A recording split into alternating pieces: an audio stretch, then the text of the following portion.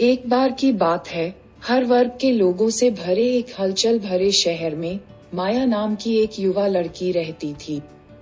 माया अपनी जीवंत कल्पना और कहानियों के प्रति प्रेम के लिए जानी जाती थी। एक दिन धूल भरी पुरानी किताबों की दुकान की खोज करते समय माया की नजर सुनहरे पन्नों वाली एक जादुई किताब पर पड़ी। जिज्ञासा ने उसे परेशान कर दिया और उसने इसे खोला और खुद को फैंटासिया नामक एक दूर देश में ले जाया हुआ पाया।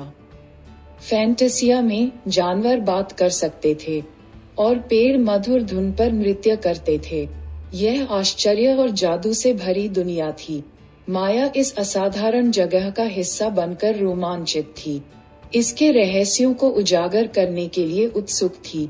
जैसे ही माया फैंटासिया में गहराई से उतरी, उसे ओलिवर नाम के एक बुद्धिमान बूढ़े उल्लू के आसपास इकट्ठा हुए जानवरों के एक समूह का सामना करना पड़ा। वे दो पड़ोसी गांवों के बीच पैदा हुए झगड़े से परेशान थे। जो गांव कभी शांतिपूर्ण थे, वे अब गलतफहमियों और अविश्वास से विभाजित हो गए थे। माया जानती थी कि उसे सद्भाव बहाल करने में मदद करनी होगी। अपनी पसंदीदा कहानियों से प्रेरणा लेते हुए उन्होंने ग्रामीणों को एक साथ लाने के लिए एक कहानी उत्सव आयोजित करने का फैसला किया। माया ने पूरे फैंटासिया में इसका प्रचार किया और सभी को भाग लेने के लिए आमंत्रित किया। उन्होंने दोनों पक्षों के ग्रामीणों को अपनी कहानियां, परंपराएं और अनुभव साझा करने के लिए प्रोत्साहित किया। यह महोत्सव खुले संवाद, समझ और सहानुभूति को बढ़ावा देने के लिए एक मंच प्रदान करेगा। त्योहार के दिन ग्रामीण एक सुंदर घास के मैदान में एकत्र हुए, सुनने और साझा करने के लिए उत्सुक थे। माया भीड़ के सामने खड़ी होकर दोस्ती और एकता की कहानी सुनाने लगी। जैसे जैसे उसके शब्द हवा में तैरते गए, दिल छू गए और बाधाएं टूट गईं। एक एक करके दोनों गांवों के ग्रामीणों ने बारी बारी से अपनी कहानियां साझा की।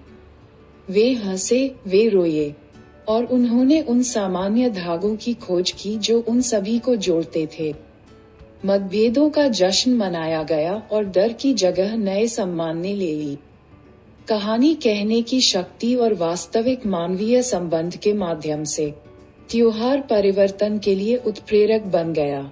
गांवों को एहसास हुआ कि अपनी विविधता को अपनाकर और साथ मिलकर काम करके वे एक सामंजस्यपूर्ण और समृद्ध भविष्य बना सकते हैं।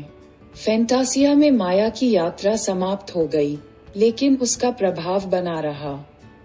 गांवों ने कहानी सुनाने के उत्सवों का आयोजन करना, आपसी समझ के पुल बनाना और स्थायी मित्रता को बढ़ावा देना जारी रखा। शहर में वापस माया अपने साथ फैंटासिया की शिक्षा लेकर आई। उन्होंने अपने अनुभव साझा किए और दूसरों को कहानियों की शक्ति का उपयोग करके दूरियां पाटने, रिश्ते सुधारने और अधिक समावेशी समाज बनाने के लिए प्रेरित किया। कहानी का नैतिक ये है कि कहानी कहने में सीमाओं को पार करने और लोगों को एक साथ लाने की उल्लेखनीय क्षमता है। विभिन्न दृष्टिकोणों को अपनाकर और अपनी साझा मानवता का जश्न मनाकर हम करुणा, सहानुभूति और सद्भाव से भरी दुनिया बना सकते हैं। इस तरह की और कहानियां सुनने के लिए कृपया हमारे चैनल को सब्सक्राइब करें। सुनने के लिए धन्यवाद।